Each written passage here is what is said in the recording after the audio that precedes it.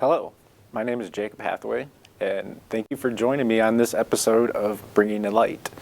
How important is it to bring a light?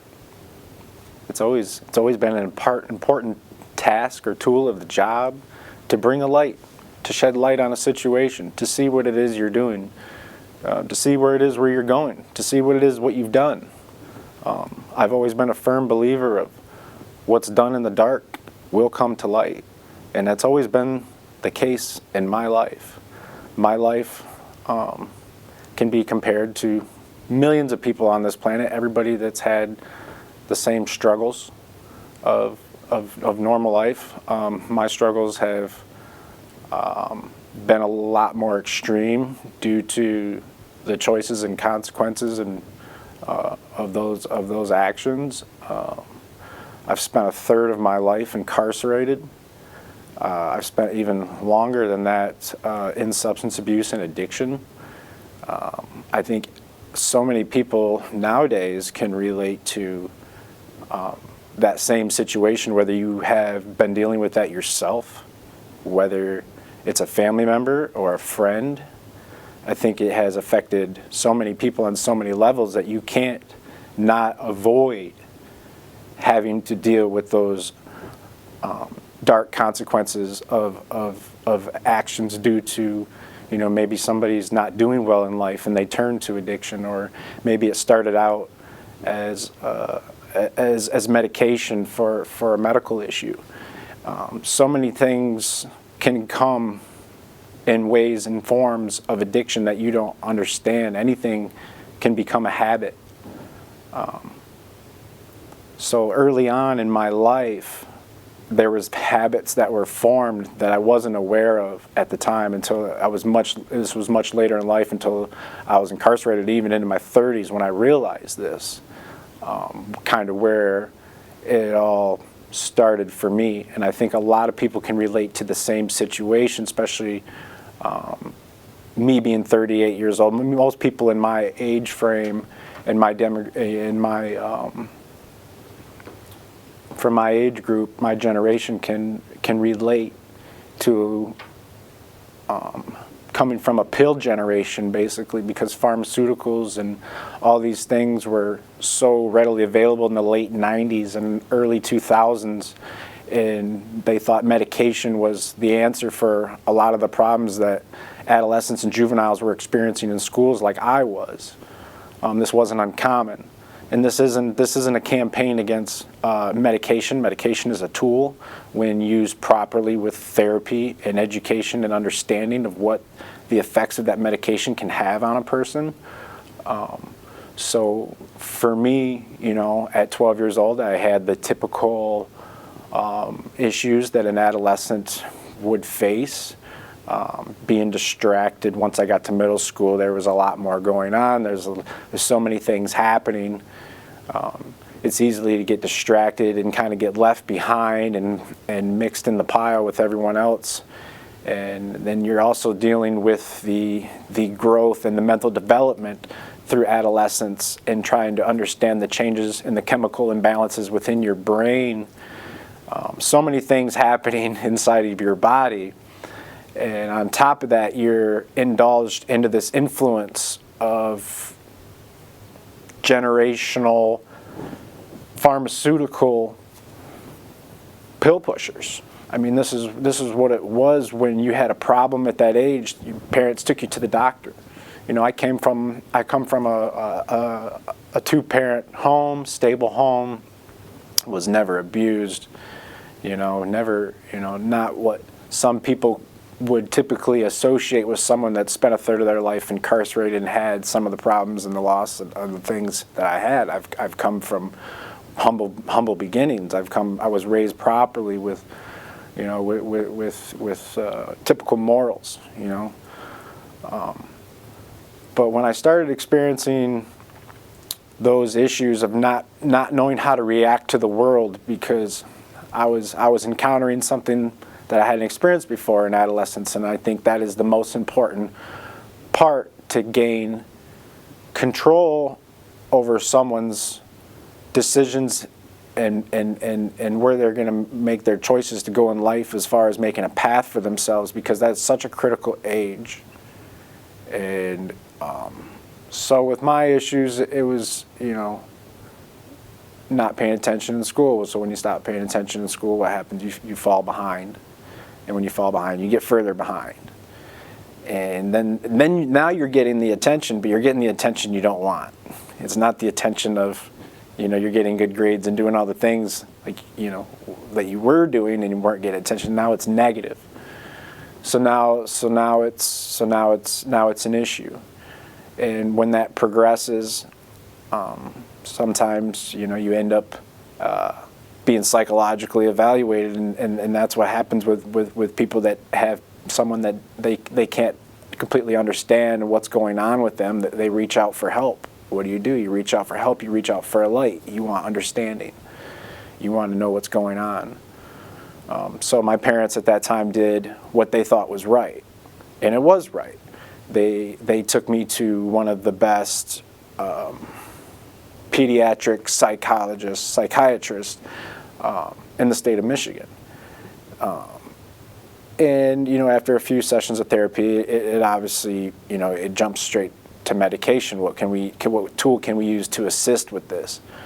And went through all the gamuts of all the different medications, all the lists, but got to the stimulants, the Ritalins, the Adderalls. Being on Adderall at 12 was not really, I guess, studied enough at that time of the effects of amphetamine, a stimulant, on a 12-year-old that's going through puberty and all these changes in their life. What are the intermediate and long-term effects of a stimulant that strong? And like I said, these were the things I realized later on, not knowing that at the time, and I don't think my parents did either. But started taking that medication. Obviously, most people can relate to that. When you take that, things change. You start becoming more productive. You start getting back on track. You start, because you're accelerating. You're doing things faster than you normally would. So you're basically catching up and then passing yourself. And you start basically getting rewarded for that. So my reward was better grades, better attendance. From that, I received the acknowledgement from my parents that now I'm doing good, and from the schools. So taking that medication with that behavior as a result, that co-signed everything that I needed to plan out for the future. That medication co-signed that I need to take this to succeed. I need this to get further in life. Again, it's a stimulant, so you're training your brain, you're releasing the serotonins and the dopamines, the natural things that your body already produces on its own. So basically what you're doing is just heading towards burnout on dopamine and serotonin in your brain. So you're just constantly seeking that. While now that you've rewarded yourself with a substance and you're getting the feeling from that, which is a feeling in itself, now you're getting the reward from taking that from a different area of your life. Now you're getting the reward from the people that mean the most to you. So now it's even more important that you have to stay on this track. Okay, so can I stop taking this medication and stay on that track? Not for a long period of time, because once you've started that process with just the medication and not understanding the effects of it and what it's going to do to get you where you need to be physically, mentally, spiritually, and then wean off that medicine, there was never no end goal in that. It was just the medication. And like I said, so many people in my generation, so many of my friends have fallen into that category, into that pill generation. So that went on for, from the age I was 12, 13, 14, 15, taking those medications. I stopped taking them, thinking I was doing better and didn't need them. Like I said, there was no real aftercare. It was just the thought that the medicine worked, and that's where I ended up, and everything's great. Well, that's not what happened. I rewired my brain. I rewired the reward system basically in my brain. The things that I used to find pleasure and joy in, I no longer found joy and pleasure in because those areas were ruined or damaged or not the same because of the medications that I took, the stimulants. Because your brain flips the reward receptors. Now this side's a reward and this side's not. When you're supposed to be doing the right thing and this is the reward. It's completely opposite. You know, when you think you're taking this medication and you're gonna receive all these great things, because when in the beginning everything starts out great. It's not until you're deep into it that you start seeing all the red flags. You're deep into the woods at this point. You're knee deep in it, and a lot of people don't make it out of addiction. And the people that do make it out of addiction and into recovery, it's amazing. You should be so grateful that you made it in and back out of that. I have lost astronomical amounts of friends and people and their friends and people and so on to addiction and to mental health, to suicide, to all the things that we face now that we didn't face when I was a teenager. So now it's even more radical and extreme than it was growing up. And my whole objective of this message, like I said, is to bring perspective to someone that may not even be you. May not be you that's going through it. It's somebody you know, maybe your kid. And if you notice this about somebody and they're not who they used to be, you got to understand that they will never be the same because, like I said, with the medications and the drugs that I put in my body, it changed who I was as a person. It changed my brain. A lot of people, families, they see their loved ones come out of recovery and they expect them to be the same. They're not going to be the same. Oh, I want my Jacob to go back to be the Jacob that I knew. Jacob's not going to be the same anymore. That's not the case. So if you are that person and you have that person in your family, understand that they're not going to be the same, and you have to learn how to flow in the same direction and just support them in their growth. Like I said, I came from humble beginnings, two-family home. I had one older sibling. He was 3 years older. His name was Jesse. We did everything together as two boys 3 years apart would. We did everything good, everything bad, and in between. When he was 14, I believe, he was diagnosed with a rare disorder in his bones, a degenerative spinal disorder, to where basically at 19 years old, he had the spine of a 70-year-old man. I mean, that's his MRIs and X-rays, his hernia, his discs were all herniated and bulging and terrible. So he was on full disability, at 18 years old. And with that came pain medications, a lot of pain medications, and this was 1999, 2000, 2001, where there wasn't a lot of constraints on pharmaceuticals as far as writing prescriptions. You could get multiple prescriptions from multiple places, and this ties right into the pill generation of what I was speaking on before. So he had, basically at any given time, he had at least 10 lethal combinations of pharmaceuticals on him that were in his name and prescribed to him. It wasn't illegal. So it's the elephant in the room that everybody has dealt with in their family for so many years is addiction, and especially when it comes to pharmaceuticals, when people are abusing their medication. What do you do with someone like that? And I, thinking back of all the times where I found my brother unresponsive, blew on the floor, gave him CPR, brought him back to life multiple times.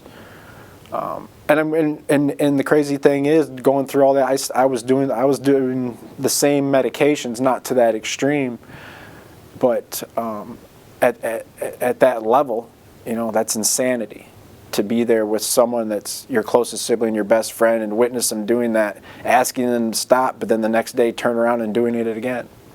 That's the power of addiction. That the power, addiction is giving up everything just so you can have one thing. But if you can understand recovery is giving up one thing to have everything.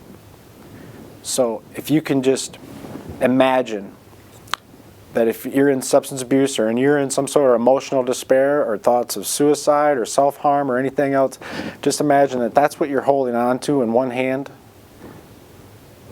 and your life's could the other side of it, the bad side, the good side. What are you willing to let go? And you have to let go of one. Same as addiction. If you can let that one thing go, you can get everything back. It's possible. I've done it. When I was 19, I encountered some trouble with the law. Naturally, when you're going to be, because at this point it was beyond prescription pills. Now it was street narcotics as well. Name them, all of them. I'd got into some trouble, got arrested, went to jail. While I was in jail, October 30th, 2005, I was getting ready to go to court the next day, actually, which would have been Halloween Day. The guard comes to my cell, to my dorm, to where I'm at, and it's about 11:45 at night, and I hear, "Cell 45, Hathaway, come up front."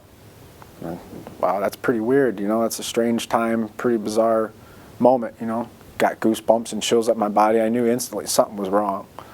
I was just riddled with sickness and dread, and mostly because I was in jail and I know I had done some other things, and I thought, well, hey, maybe there's some other charges or something coming up, you know, something's finally caught up with me, you know, it's all coming down.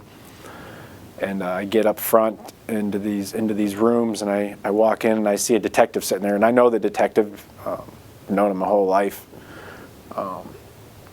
and I'm thinking, yep, there it is, you know. And I sit down, and he looks me dead in the eye, and he says, "Jacob, I have something to tell you. You need to really prepare yourself for this. This is not good." And I said, I'm thinking to myself, Jesus, I didn't have done anything that bad, you know. And he says, I was out to your house earlier this evening around 10 o'clock. We received a 911 call about your brother. He was found on the bedroom floor unresponsive. And sorry to tell you this, but he has passed away.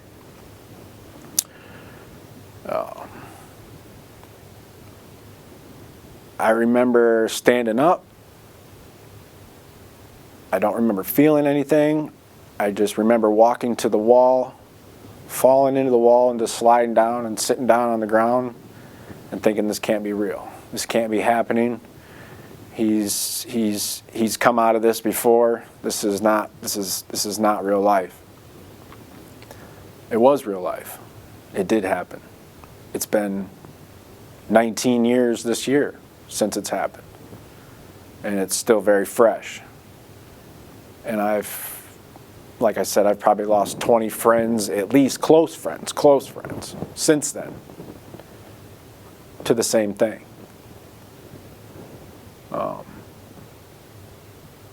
I wasn't even, so addiction has robbed me of so many things in my life. You know, like I said, some of the crimes I've committed have led me to long incarcerations, 7 years to be the longest, which was up until most recently. And looking back over those moments, I realized that I committed the biggest crime of all against myself. I robbed myself of what nobody else could ever rob me of. The things that I robbed myself of, nobody else could ever, but me. So, starting with forgiveness is is the path back to forgiving yourself for committing those acts against yourself. And it takes many years. It takes a lot of years of practice. It took me many years just to be able to forgive myself for that. And I think that's what a lot of people struggle with, is having a hard time understanding what it is that they're going through to begin with, to understand it all. And then how do you begin to forgive yourself? To some people it even sounds crazy or silly. How do you even begin to do that? And it starts with a little bit every day. That's how I did it. In the morning, just for a couple minutes, I'd wake up and I would say, I forgive myself for doing this, and I'm going to try to be better, and I'm going to make a path towards righteousness as much as possible without sounding so, grandiose. But when I started to forgive myself, that's when the healing really started. And for myself, I found that being able to understand loss, because loss happens to everybody. We all experience loss. Everybody's definition of loss is quite extreme from one end to the other. If we can find a new purpose without having to relive traumas of the past, but using those understandings, using the perspective. Like I said, it's not necessarily maybe you that's going through it, but maybe what I have to say you can reflect onto someone else. Because like I said, I've been through some of the hardest things that anybody can go through in life, and I've also had some of the best moments of achievement and accomplishment. I just want anybody out there to know that if they are struggling, you are not alone. When I went to bury my brother, they insisted that because I was still incarcerated, they insisted that I stay in handcuffs and shackles through the entire funeral, and that's how I went. I attended my brother's funeral in handcuffs and shackles.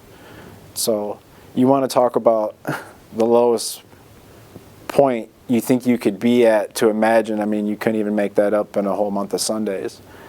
And there was no way that I was not going to get up and speak at my only brother's funeral. There was just no way that I was not going to do that. And here I am sitting, handcuffed, shackled, belly chains, in a jumpsuit, surrounded by hundreds of people. Cops sitting there. What a moment, huh? To think that that's what led up to that point, that you think that everything would stop at that point. You would say, I'm done with all this. This will never happen again. Look at my brother laying here in a box, about to put him in the ground. I'm standing here in handcuffs and shackles. This is a Hollywood movie. This isn't real. But it was. After that, I did end up in the Department of Corrections. You would think that, like I said, that would be enough to curb any behavior that you had done up to that point, but it wasn't. It was rocket fuel. It lit a fuse underneath me that accelerated all the things that I was doing, made everything 10 times worse. Because I committed one of the worst acts against myself. One of the worst acts you could commit is that the day I got to Jackson RGC Receiving, which is the main prison in Jackson, they walk you in and there's these big solid doors, and then behind that there's 3 rows of bars, big barred doors. You got to go through each one. It takes 10 minutes to get through each one. It's harder to get into a prison than it is to get into a vault. But they walk you down this line and they check you in and give you all your stuff and your number, and you walk up, they assign you a cell, and I walk up my stairs and go down to my cell, and when you walk in, it's a 5x6 box with a steel bunk a porcelain toilet from the 40s, a sink from the 40s. I mean, it's decrepit, old, dilapidated cell. Water is orange. You know, it's not a pleasant place. So it really takes you to the lowest point in your mind. And when that cell door closed behind me, I made a choice at that moment to basically commit spiritual suicide. Done with God. Done with life. Done with anything that anybody had to offer me and a suggestion to make my life better, because what do you know about my life? Nothing. What can you relate to about it? Nothing. That was my mentality at the time, because the world didn't understand, nobody understood but me. And that's just the way it was going to be, and I was going to handle it my way and just be radical, be extreme. Poor young man's thought. Don't do it. Learn to humble yourself. Learn to keep your mind quiet. Because in those years of that tension of me wrestling with my spirituality, my name being Jacob and Jacob wrestling with God, I don't find that ironic at all or coincidental. I find it to be just what it is. It's divine. And I wrestled with my spirituality for a long time, but the more that I grew away from the hatred and the anger and the disappointment in myself, I found myself humbling my mind, finding myself in a place of peace, accepting God. And when I accepted that fully with 100%, you have to be 100%. If there's any little small shred of doubt, God won't exist in your life in the way that He promises. He'll be there always, because He always has been and always will be. But once you fully commit and humble yourself and surrender to that power, you will witness such great miracle, such great, I can't even explain a beautiful enough word that will enlighten your life. I mean, it's just like, it's a whole new weight. And it's not a weight that's a bad weight. It feels comforting. It feels like a hug. And the closer you grow to that, the more you find yourself getting away from those negative aspects that are pulling you down, because we're all facing those, especially right now, you know, with the state of the world, the economies, families and their issues. I think that if we can reflect onto each other this same sort of positive message, even though I have been through some of the hardest times we all have, if we can find just the smallest amount of light in that. Because if you've ever been in a completely dark room, pitch black, the smallest amount of light can light that room up. A match. We could blacken out this room right now, completely pitch black, and I could light up the smallest match and light up probably 80% of this room to where we could almost see all the walls. Just that small amount of light will push out the darkness. And that's my message. That's what I want you to carry from this, if you can and if you will and if you're able. Please take anything that you can to try to enhance someone's life, bring someone out of a disparity, out of a depression. Because, you know, like I said, you never know exactly what somebody's going through in that moment. By all rights, they may seem put well together. Sitting here, may not seem like, you know, what I've just told you. I give off a whole different appearance. And the same goes for anybody else that you may see or know. Just take that moment, please, to understand that a life is not, you should live a life of significance. It's not a measure of length. You can live 100 years, but what are you going to put in that 100 years? What are you going to fill it with? Is it going to be void? Is it going to be filled with adventure, love, knowledge, growth? What are you going to put in there? And it doesn't matter if it's 20 years or 100 years. It's the significance. Do things that matter with people that matter. I think that's my main message and what I want people to carry from this. And anyone that's struggling at any time, my link will be at the end of this recording. You can email me at any time with any questions, concerns. If you're having a hard time or just need someone to talk to, I'll try to make myself as available as possible at any time, because I set forth with a mission to help people, to bring the light. That's my whole goal. This isn't specifically for me. This isn't for me to put myself out there to try to gain attention or for any other reasons. The main intention is to help someone, and helping them, maybe they can help another person. And through those collaborations, you can affect hundreds, and then thousands, and then millions. The reach of one person, you have no understanding of how far this can go, and that's the whole reason I'm here today. So with that, again, please take time even for yourself to forgive yourself today for anything that you may regret from yesterday, a week ago, a month ago, a year ago. Take the time to heal yourself. Take the time to help someone if you can. Please. If there was ever a moment in our life where it was important to reach out a helping hand, to extend to someone the smallest amount of light, you do not understand how impactful that can be on someone's life. That can literally be the difference between life and death for them. I've witnessed that firsthand in my life. Someone touched my life at a point where I was the lowest, where I was on my way out, and someone touched me through God. And that's the only way that I know that it's real.